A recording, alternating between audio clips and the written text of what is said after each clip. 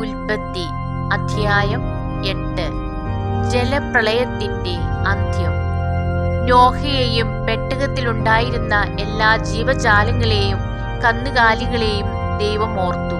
അവിടുന്ന് ഭൂമിയിൽ കാറ്റുവീശി വെള്ളം ഇറങ്ങി, അഗാധങ്ങളിലെ ഉറവകൾ നിലച്ചു, ആകാശത്തിന്റെ ജാലകങ്ങൾ അടഞ്ഞു, മഴ നിലയ്ക്കുകയും ചെയ്തു.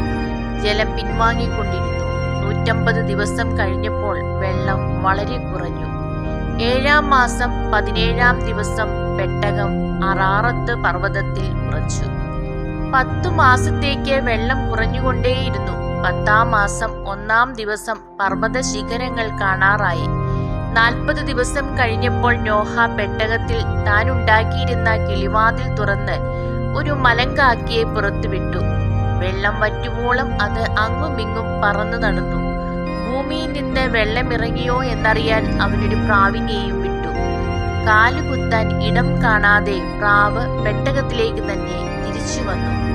ഭൂമുഖത്തെല്ലാം അപ്പോഴും വെള്ളമുണ്ടായിരുന്നു.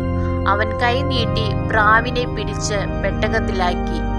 7 ദിവസം കൂടി കാത്തിട്ട് വീണ്ടും അവൻ പ്രാവിനെ പെട്ടകത്തിന് പുറത്തുവിട്ടു.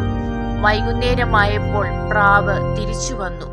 കൊത്തിയെടുത്ത ഒരു ഒലിവില അതിന്റെ ചുണ്ടിലുണ്ടായിരുന്നു. വെള്ളമിറങ്ങിയെന്ന് നോഹയ്ക്ക് മനസ്സിലായി. 7 നാൾ കൂടി കഴിഞ്ഞ് അവൻ വീണ്ടും പ്രാവിനെ പുറത്തുവിട്ടു. അത് പിന്നെ തിരിച്ചു വന്നില്ല. നോഹയുടെ ജീവിതത്തിന്റെ 601-ാം വർഷം 1-ാം മാസം 1-ാം ദിവസം ഭൂമുഖത്തെ വെള്ളം വറ്റിത്തീർന്നു. നോഹ പെട്ടകത്തിന്റെ മേൽക്കൂര പൊക്കി നോക്കി. ഭൂതലമെല്ലാം ഉണങ്ങിയിരുന്നു. 2-ാം മാസം 27-ാം ദിവസം ഭൂമി തീർത്തും ഉണങ്ങി.